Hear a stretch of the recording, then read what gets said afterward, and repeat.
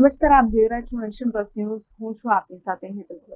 વડોદરામાં ગણેશોત્સવના મંગળમય પ્રારંભની સાથે આજરોજ વોર્ડ નંબર 9ના કાઉન્સિલર શ્રીરંગ આયરેના નિવાસસ્થાને પણ ગણપતિ બાપ્પા વાતે ગાતે પધાર્યા હતા.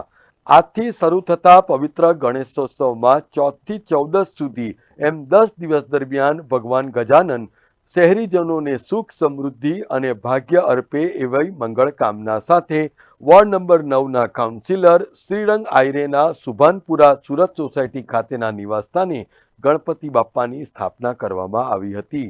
મોટી સંખ્યામાં ભાવિક ભક્તોની ઉપસ્થિતિમાં આયોજિત આ મંગલમય કાર્યક્રમમાં શહેર ભારતીય જનતા પાર્ટીના કારોબારી સભ્ય અને પૂર્વ કાઉન્સિલર રાજેશ આયરે, પૂર્વ કાઉન્સિલર પૂર્ણિમા આયરે, જીતુ આયરે, દીપક આયરે, નિસર્ગ આયરે અને રોનક આયરે સહિત સમગ્ર આયરે પરિવારે ઉપસ્થિત રહીને ભગવાન શ્રી ગણેશજીની વિધિ વિધાન સાથે પૂજન અર્ચન કર્યું હતું. ગણપતિ બાપ્પા મોરયા, મંગલ મૂર્તિ મોરયા, ગણપતિ બાપ્પા મોરયા, મંગલ મૂર્તિ મોરયા, ગણપતિ બાપ્પા મોરયા, ગણપતિ બાપ્પા મોરયા, ગણપતિ બાપ્પા મોરયા, ગણપતિ બાપ્પા મોરયા, ગણપતિ બાપ્પા મોરયા, ગણપતિ બાપ્પા મોરયા.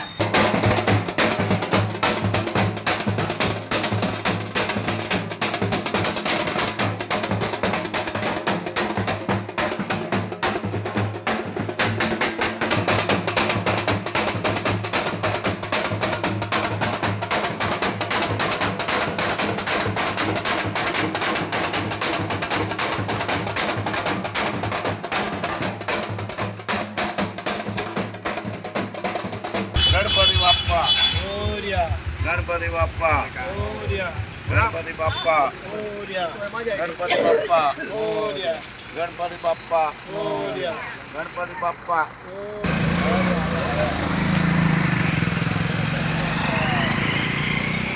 ગણપતિ બાપ્પા મોરયા.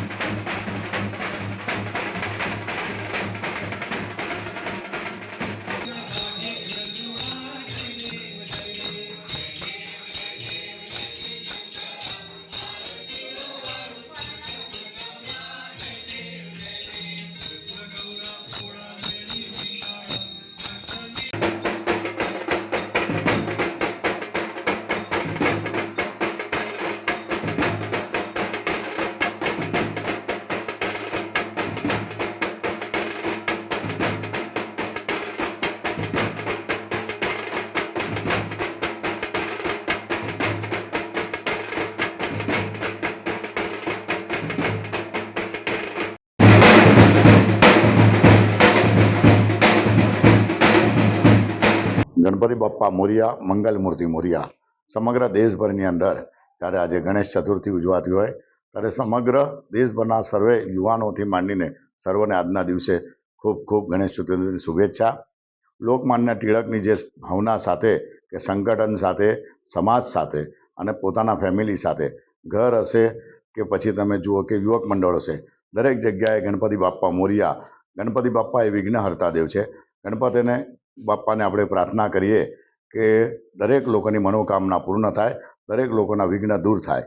સાથે સાથે સમગ્ર દેશભરની અંદર આજે તમે જુઓ છો કે જૈન સત્વરીનો આજે દિવસ છે કે આજે કેટલાય લોકો દ્વારા 31 દિવસ હોય, નાના દીકરાઓથી માંડીને યુવાનોથી માંડીને દરેક જૈન સમાજના લોકોએ જે ઉપવાસ કરેલા હતા એ ઉપવાસ સાથે સાથે આજે દરેક જૈન બાંધવોને સત્વરી નિમિત્તે દરેકને મિચ્છામી દુક્કડમ અને ભગવાન એમની પણ બધાની જ મનોકામના પૂર્ણ કરે.